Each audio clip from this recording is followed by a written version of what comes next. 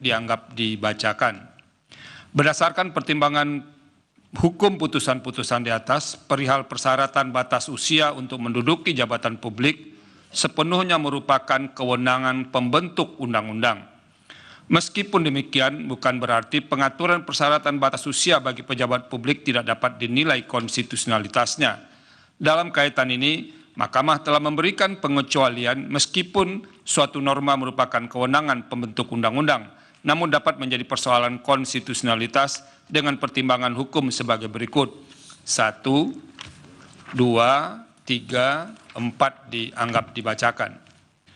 Menimbang bahwa selanjutnya dalam kaitan dengan perkara aku, apakah terdapat alasan bagi Mahkamah untuk mengecualikan norma persyaratan batas usia minimal calon presiden dan calon wakil presiden yang meskipun merupakan kewenangan pembentuk undang-undang, namun merupakan persoalan konstitusional, sehingga penentuannya tidak diserahkan kepada pembentuk undang-undang sebagaimana yang didalilkan para pemohon. Berkenaan dengan hal tersebut, Mahkamah mempertimbangkan sebagai berikut. Pertama, pengaturan persyaratan calon presiden dan calon wakil presiden termasuk mengenai batas usia minimal sebagaimana telah diuraikan Risalah Pembahasan Persyaratan Presiden dalam subparagraf 3.18.2 di atas, di mana telah disepakati oleh pengubah Undang-Undang Dasar bahwa iwal persyaratan dimasukkan dalam bagian materi yang akan diatur dengan undang-undang. Vide pasal 6 ayat 2 Undang-Undang Dasar 1945.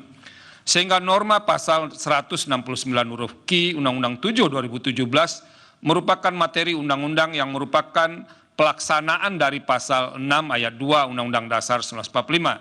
Dengan demikian, pilihan pengaturan norma pasal 169 huruf Q tidak melampaui kewenangan pembuatan undang-undang dan tidak merupakan penyalahgunaan kewenangan, serta tidak nyata-nyata bertentangan dengan ketentuan dalam Undang-Undang Dasar 1945. Kedua, jika norma pasal 169 huruf Q Undang-Undang 7 2017 didalilkan para pemohon bertentangan dengan moralitas, rasionalitas, dan ketidakadilan yang intolerabel, sebab diskriminatif terhadap warga negara Indonesia yang berusia kurang dari 40 tahun, maka dengan menggunakan logika yang sama, dalam batas penalaran yang wajar, menurunkannya menjadi 35 tahun, tentu dapat juga dinilai merupakan bentuk pelanggaran moral, ketidakadilan, dan diskriminasi bagi yang berusia di bawah 35 tahun, atau batasan usia tertentu di bawah 35 tahun, terutama bagi warga negara yang sudah memiliki hak untuk memilih, yaitu warga negara Indonesia yang pada hari pemungutan suara sudah genap berumur 17 tahun atau lebih, sudah kawin atau sudah pernah kawin, vide pasal 198 ayat 1 Undang-Undang 7 2017. Oleh karena itu, dalam hal ini Mahkamah tidak dapat menentukan batas usia minimal bagi calon presiden dan calon wakil presiden karena dimungkinkan adanya dinamika di kemudian hari. Selain itu, jika Mahkamah menentukan, maka fleksibilitas menjadi hilang dan memicu munculnya berbagai permohonan yang terkait dengan persyaratan batas usia minimal jabatan publik lainnya ke Mahkamah Konstitusi. Ketiga, norma pengaturan persyaratan batas minimal usia calon presiden dan calon wakil presiden dalam perkembangannya sebagaimana telah diuraikan dalam subparagraf 3.18.1 di atas berbeda-beda pengaturannya dalam pemilihan presiden dan wakil presiden dari waktu ke waktu, terutama sejak dilakukan pemilihan secara langsung oleh rakyat. Sebelum perubahan Undang-Undang Dasar 1945 atau pada waktu dipilih MPR, syarat usia calon presiden dan calon wakil presiden ditentukan harus telah berusia 40 tahun. Sedangkan setelah perubahan Undang-Undang Dasar 1945 untuk pemilihan umum presiden dan wakil presiden 2004, 2009, dan 2014 ditentukan sekurang-kurangnya 35 tahun. Sementara itu pada pemilihan umum presiden dan wakil presiden pada tahun 2019, syarat usia bagi calon presiden dan wakil presiden ditentukan paling rendah 40 tahun. Namun demikian, terlepas dari perbedaan batas usia minimal calon presiden dan calon wakil presiden dalam beberapa pemilihan umum presiden dan wakil presiden, pilihan kebijakan lembaga yang berwenang menentukan batas usia calon presiden dan calon wakil presiden tidak pernah menimbulkan problematika kelembagaan kepresidenan. Artinya, pemilihan umum calon presiden dan wakil presiden tetap dapat dilaksanakan, tidak terjadi kebuntuan hukum dan menghambat pelaksanaan kinerja lembaga kepresidenan, sehingga menimbulkan kerugian konstitusional bagi warga negara. Keempat, tidak ada ketentuan mengenai persyaratan usia yang dapat dipersamakan atau disetarakan dengan persyaratan usia calon presiden dan calon wakil presiden, sebagaimana diatur dalam norma pasal 169 huruf Q Undang-Undang 7 2017. Dalam hal ini, misalnya tidak dapat dipersamakan dengan persyaratan batas minimal usia pimpinan Komisi Pemberantasan Korupsi, karena perubahan norma batas minimal usia calon pimpinan KPK telah nyata-nyata menimbulkan persoalan ketidakadilan dan bersifat diskriminatif terhadap seorang yang pernah dan sedang menjabat pimpinan KPK.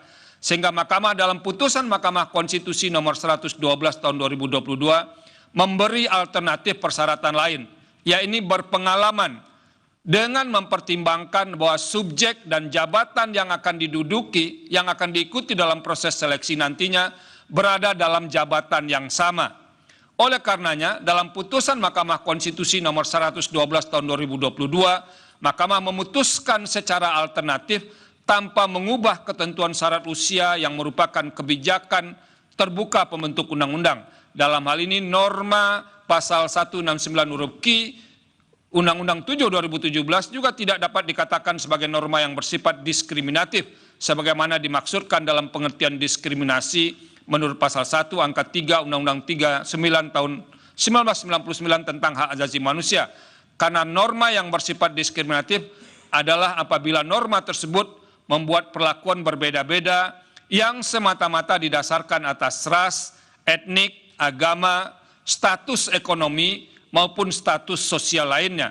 Sehingga pengaturan yang berbeda semata-mata tidaklah serta-merta dapat dikatakan diskriminatif.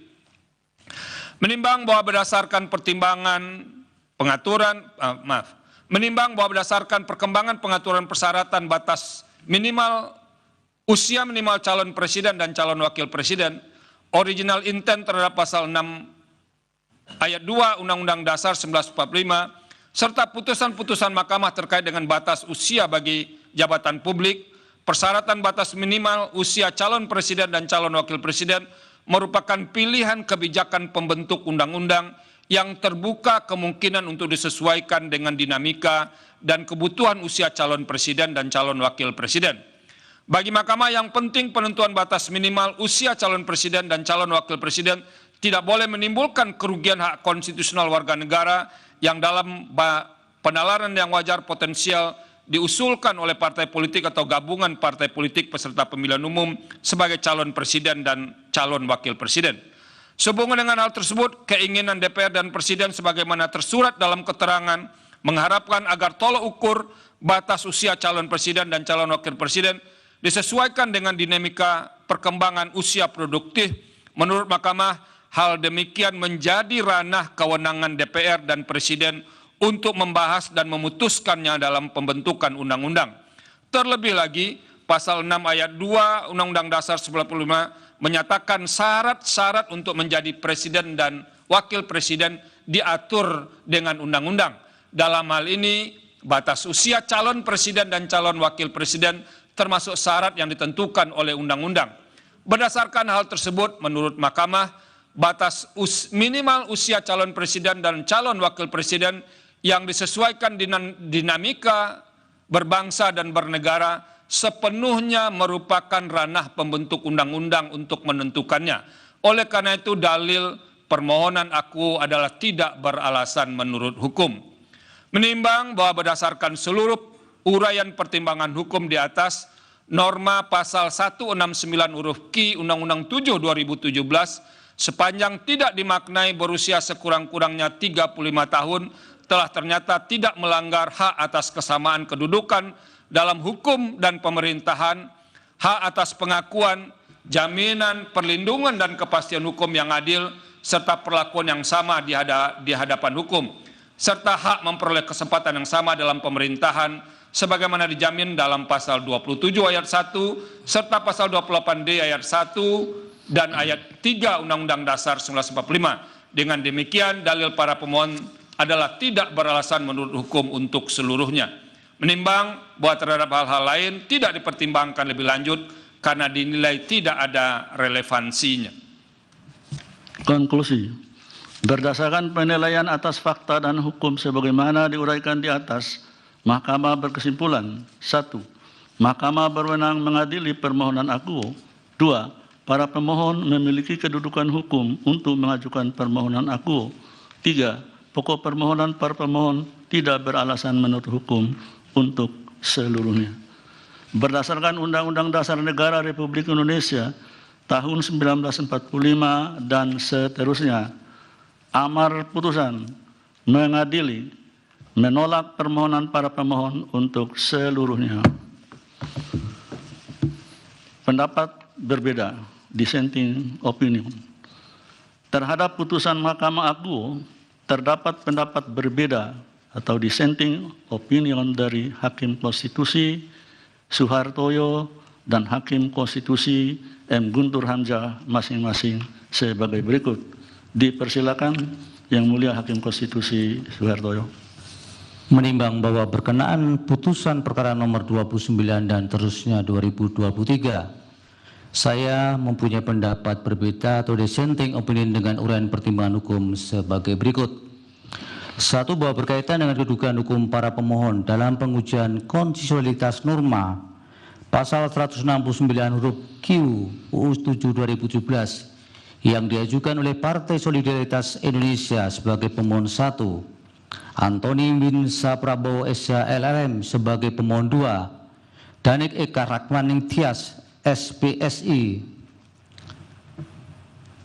sebagai pemohon 3, Dedek Prayudi BA MSC sebagai pemohon 4, dan Mikhail Gorbachev Dom SSC MSI sebagai pemohon 5, tidak dapat dilepaskan dari filosofi yang terkandung di dalam norma pasal 169 U7 2017 secara keseluruhan.